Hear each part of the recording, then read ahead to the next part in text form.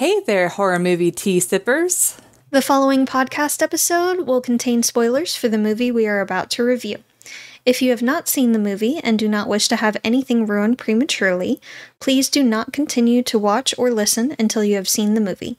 And welcome to the Horror Movie Tea Podcast.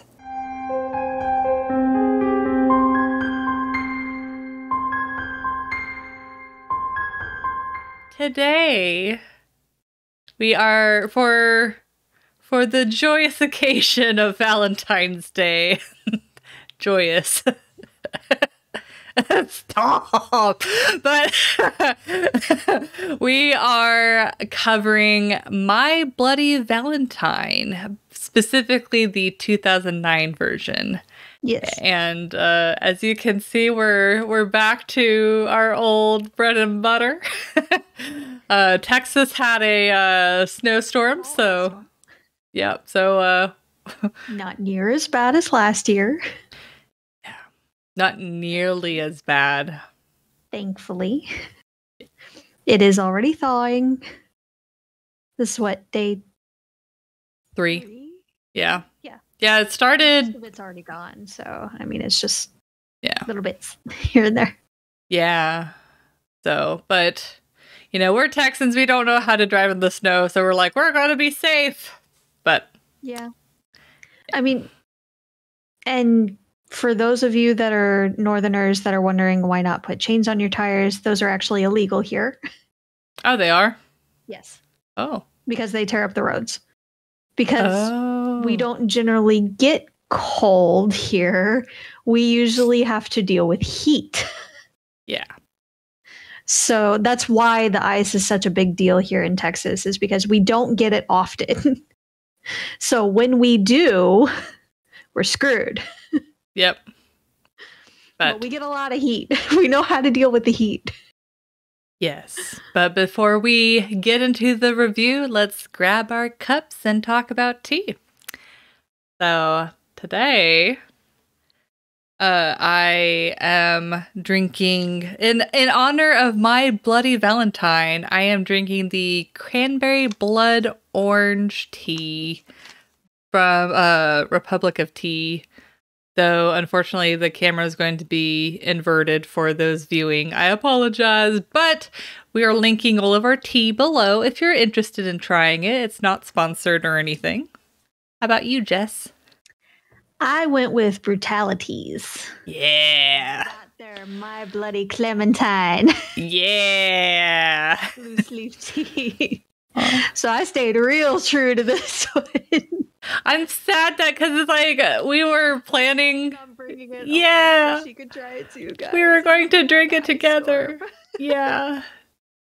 Dang it, Mother Nature. But it has orange peels, dried clementines, rose hips, hibiscus, apple pieces, raspberry leaf, strawberries, natural orange and strawberry flavors, and citric acid. I just realized I completely skipped what was in my tea. What's in my tea is black tea, natural cranberry flavor, orange peels, natural blood orange flavor, and cranberry bits. But for our tea sippers out there, grab yourself. Well, I guess it doesn't matter. Grab yourself a cup of tea, sit back, relax, and we hope you enjoy the review. So, you might be better at explaining the summary than me. Because I'm just going to be like, this guy came back to his town that was traumatized by this killer. And then he became the killer because he was also traumatized. And a lot of people died. The end. I mean, you're not entirely wrong. So there was an incident.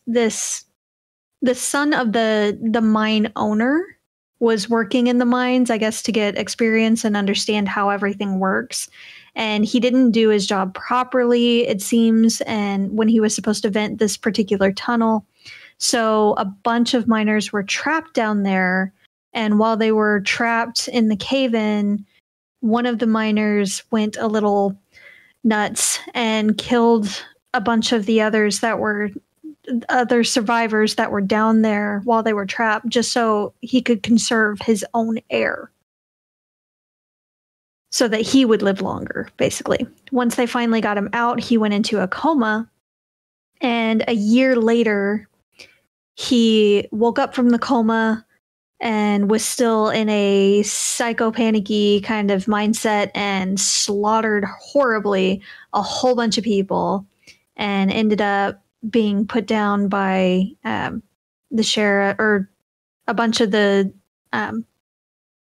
like top pillars of the community type guys, and the sheriff helped cover it up. And 10 years after that, the son's owner comes back.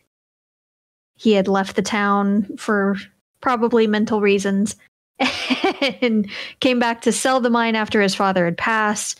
And everything, it seems, hit him a little harder than he expected, and he became the psycho killer himself. Yay, thank you.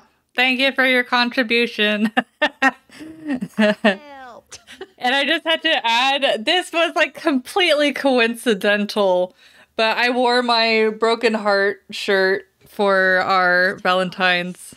Yes, and I even wore like, oh man, I don't know if I should lift up my foot, but I'm wearing Valentine's Day socks too. I don't think that would be safe for you. So yeah. Please don't. Yeah, no. But yeah. So for entertainment, this movie,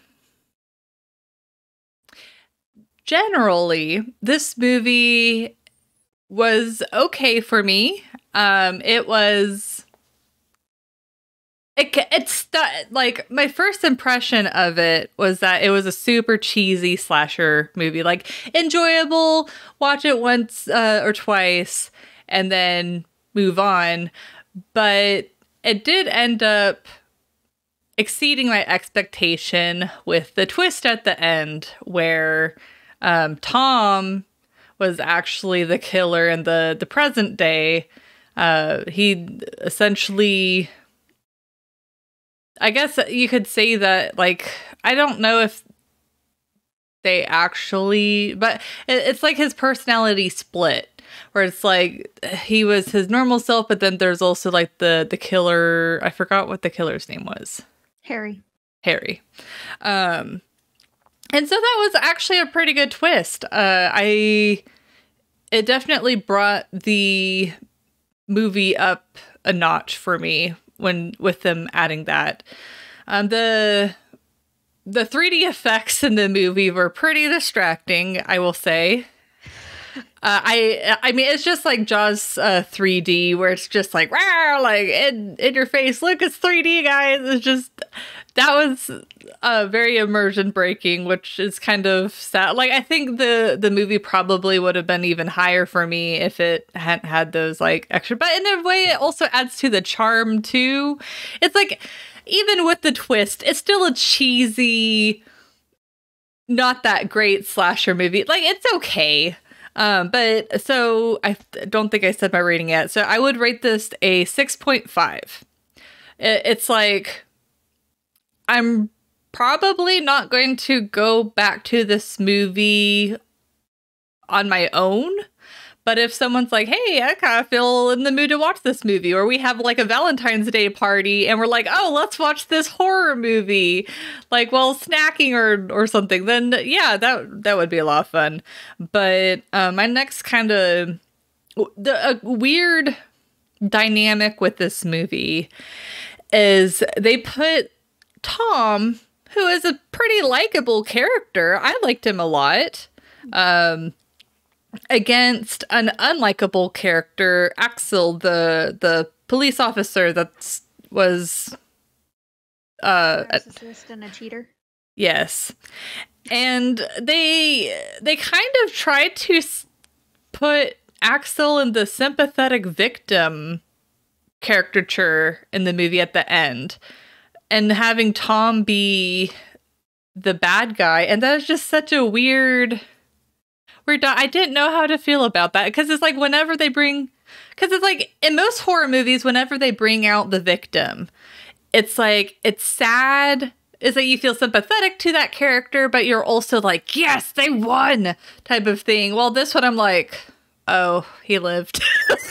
It's like I'm kind of disappointed. And then whenever Tom comes out, I'm like, he lived, you know? Well, I think that's one of the reasons why it makes it so sad toward the end. When you figure out the twist and what it's actually going on, it makes it all the more tragic that this is happening to him, because he is such a likable character. And yeah, he was going to sell the mine and all, but he was put through some trauma. Yeah. He had quite a bit of trauma going on there, and he was definitely trying to get past it and trying to move on with his life. And to have this happen when it's clearly affected him, it's just sad. And it makes you feel for the guy. It's like sympathy for the devil. Yeah. Yeah. But wrapping up entertainment for myself, I think it's worth one watch. The gore isn't too bad for a slasher. I mean, it's more ridiculous. Like, I don't think there was any parts that I was like grossed out. I'm just like, it's just so extreme that it's just kind of laughable. But I definitely probably would enjoy it the most with watching it with friends or just other people. But yeah. So I also give it a 6.5. Ooh, I was curious. It's not quite my go-to. I mean, I don't really celebrate Valentine's Day that much anyway. Like, my husband and I aren't really big into it, because why celebrate your love one day out of the year or 1 or 2 days out of the year when you could show each other how much you love each other all year? Yeah. It's just, we have very much the screw this Hallmark holiday kind of vibe. Same. And and they like shove Valentine's Day in this movie. They just like stuff it full of all of the references. Constantly talking about it. Yeah. So it's just kind of but it is still a decent movie. I mean, it's definitely a watch with someone movie, not on your own. It's kind of boring on your own. The mind tends to wander if you're not, actively watching it with someone else and feeding off each other's vibes on it and laughing at the extra cheese of the 2000s 3D.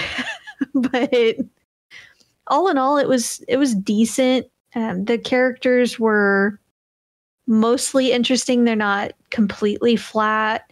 You do feel kind of bad for the main girl, the final girl, where she is a pretty likable character. She understands, the guy left and it sucks, but she picked up the pieces and moved on with her life, and got a husband, had a kid, working at a job. And you feel bad for her that, the husband's a dirtbag and cheating with her coworker of all people. And you can see her confusion when the guy that she loved comes back into her life with, no communication prior ever. Just shows up at her job one day. Oh, great. Yeah, thanks. So you get to see a lot of the awkwardness there, and they do a decent job with the character relations.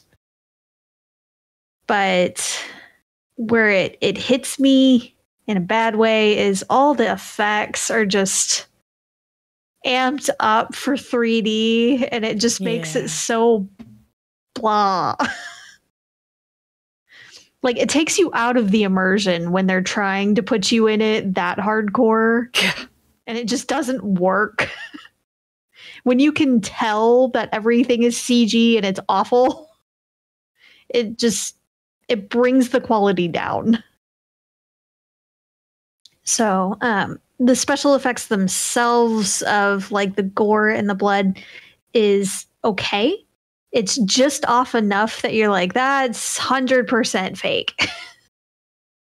But it's close enough that it's not like ketchup vibes like some of these other horror movies that we've reviewed. And it's not, Kool-Aid. Red Kool-Aid. So it's close enough that it's all right for the most part when they're just showing the shots of the gore and blood. But when the 3D effects come into play, and some of the kills, which we'll get to later, are just off enough that you're like, hang on a second.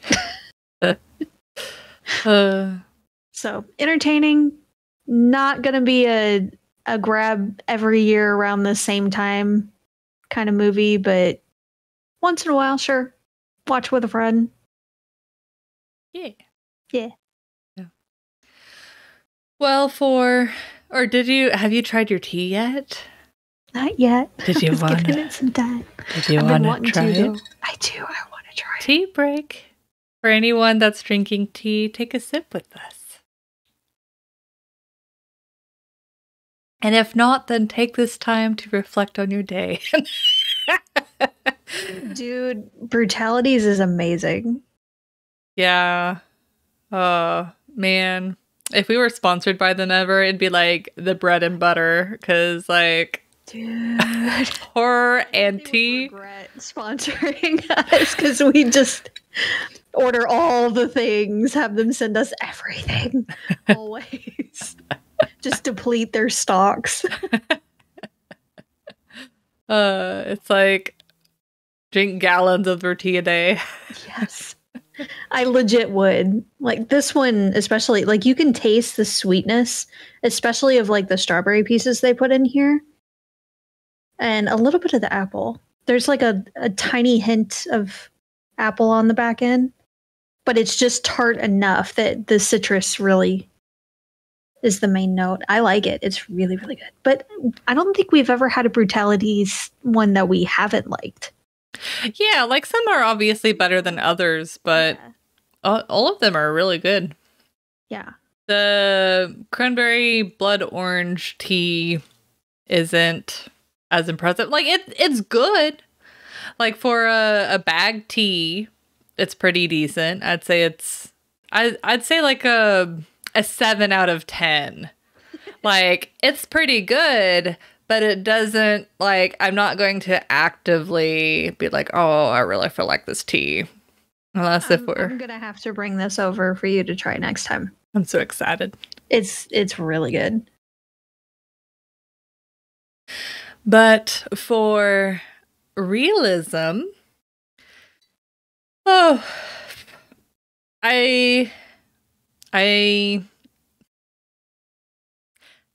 this one's kind of weird for me because it's like I can see some realistic aspects, like the mental illness, the trauma that the event initially had on the town, and the remaining scars on the town. Some of the kills are kind of realistic. But I think it's pretty safe to probably give this movie a 3. Like it's not the most realistic horror movie that we've seen, but it's also not the least realistic we've seen. It's kind of in the middle for me. That is very true. Like really the parts that I was complaining about the most as being the most unrealistic was the 3D effects. And some of the kills, it's just, it's a very exaggerated slasher. Like, if you enjoy slasher movies, you're probably really going to like this movie, because it's just the epitome of slasher. Just, they don't really try. I mean, the twist, it's almost a parody, but not quite. Yeah, because it does seem themselves seem almost like a parody. Yeah, it's like the movie doesn't really seem to take itself too seriously, but they also, the fact that they had like a twist at the end, it's not like they were completely following the formula. So, you can tell that they had fun making the movie. And that definitely makes the movie more enjoyable when you're like, okay, they weren't like so wrapped up in their art that they're like, we must make like the best slasher movie ever. It's just like it's a fun, laid back, like, okay, let's enjoy the ride while we can type of thing. So but there's going to be some cheese in it, guys. It's going to be a 3D movie, but let's have some fun with it. Yeah. Go crazy, but let's have some fun with it. And I do the I closed my jaw and it like grinded my back teeth together. Ooh, that gave me the oogies. But anyways, I hate that. It's like nails on a chalkboard. But anyways,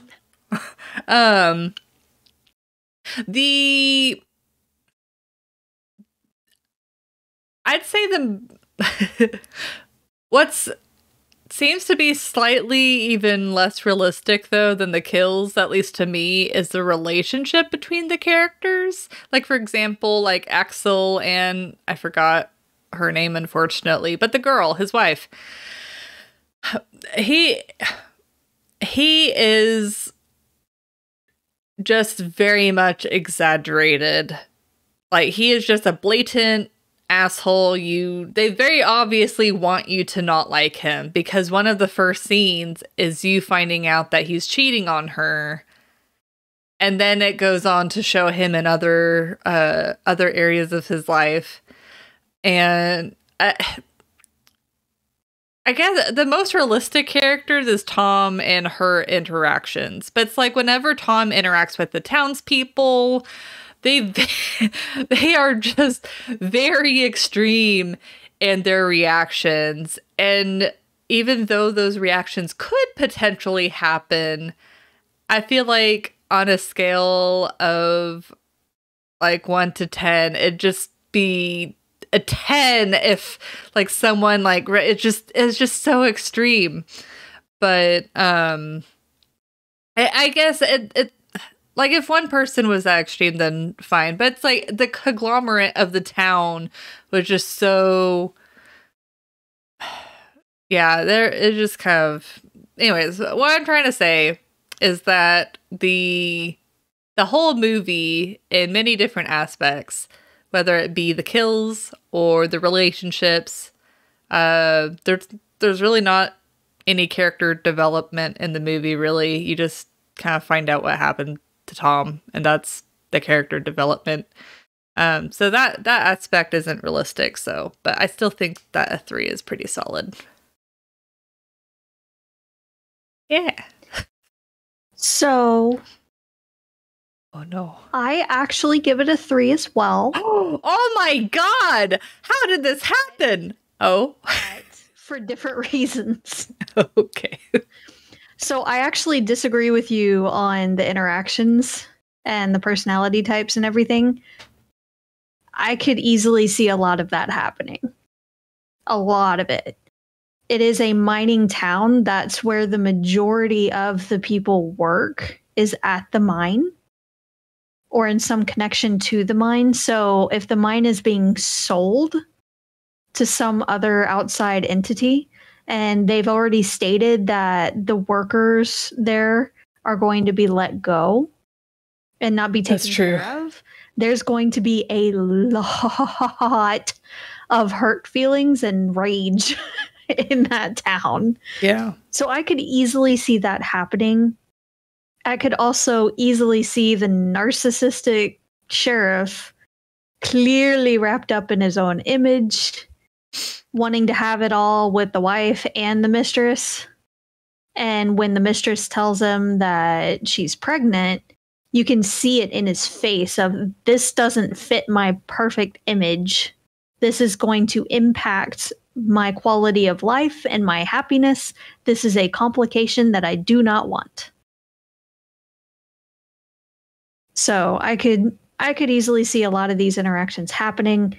What I can't really see are most of the deaths and how they occur when he's lifting a little person completely with the pickaxe, almost with one hand at one point, and the pickaxe going through the skull of another dude and not leaving really any like jagged edges or anything. Like it's too clean of a hole.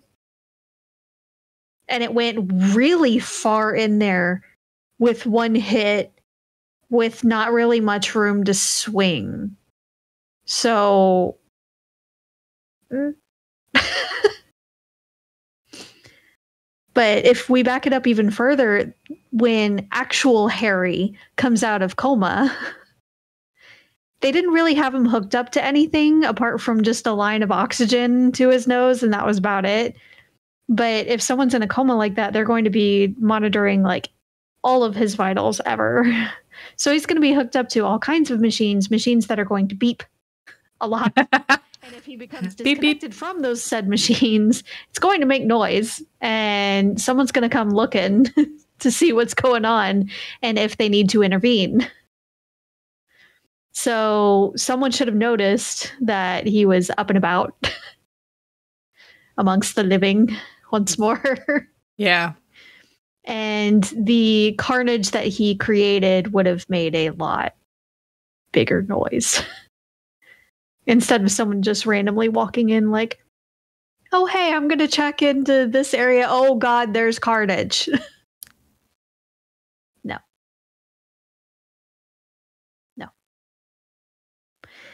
Also, fast forward a little bit, the head being cut in half thing with the slow squelching apart, that's not how any of that works. And the dryer scene, when the nanny was in the dryer and they open it up. Yeah. I'm pretty sure the dryer wouldn't work with that load. Well, and then the fact that it's like how the dryer wouldn't get that hot. It's like, yes, dryers get super hot, but I mean, if it had a steam setting, possibly. I don't think it would have been at that level that fast. But yeah. I don't think it would have been working with, I mean, it's most dryers, unless they're an industrial dryer, aren't going to work with a really, really heavy load. And heavy for a dryer usually constitutes what, like 50 pounds? Yeah. Because if you think about it, like you're not supposed to put a weighted blanket in a dryer, especially if it's over a certain weight for that weighted blanket. You're supposed to take it somewhere to have it cleaned instead. So because of the weight, because it'll fuck up your machine. So if you can't really wash or dry a weighted blanket in a regular dryer, that's, 15 pounds a blanket to 20 pounds, then you're sure as heck not going to put, a woman, even if she's $1.15 in there. It's just not going to work. So creative and interesting aesthetics, but not how that works. So, yeah. Well, I do think those are the most. Anyway. I think you do have a good point with the fact that the town relied on this mine to essentially survive. So I agree that those reactions were probably there's been plenty of documentation of other mining towns in history that they've basically become ghost towns because if they don't have anywhere to work, they can't stay there. Yeah. Well, and then the majority of his confrontations was when he went into that bar, and people that go to, well, some people, I should say, that go to bars to escape and drink because the life that they're going through isn't the greatest. And if they went to the bar because of the stress that he put on them, then it seems natural that they would want to start something with him. It was also probably a place to unwind after their shifts at the mine. Yeah. So they just, go have a drink with the guys after work. But if work is, not going to be there anymore, then they're probably drinking for multiple reasons at that point. So, yeah. Yeah. Yeah. I could easily see how tensions would be pretty dang high. So, yeah. But I definitely saw a lot of those happening. Yeah. Well, that's all I got. Okay. Well, and you already heard our general is like, it's a fun movie. It's not the best horror movie, but if you do watch it, we encourage you to watch it with friends if you're able to do so. Get ready for some cheese. Yes, lots of cheese. But thank you guys for watching. And if you would like to suggest a movie, or I'm doing this ad lib now. If you'd like to suggest a movie or keep up to date with our content, you can find us on Twitter, Instagram, Facebook, and most places that you listen to podcasts. Yes. And if you'd like to support the podcast, please subscribe, like, and share our content. We also have a Teespring. If you'd like to support us monetarily, you can find all of the sites mentioned linked below. And we do have a live stream coming up this Saturday. We are playing a special round of Phasmophobia with our guest star V. Yes, in celebration of our 2-year podcast anniversary, which was last Saturday on the 5th. Yes. 5th, yes. Yes. So we will be again playing a special round of Phas. We're switching things up just a little bit. So it's not the same old song and dance, and it'll probably be a little chaotic. Oh yeah.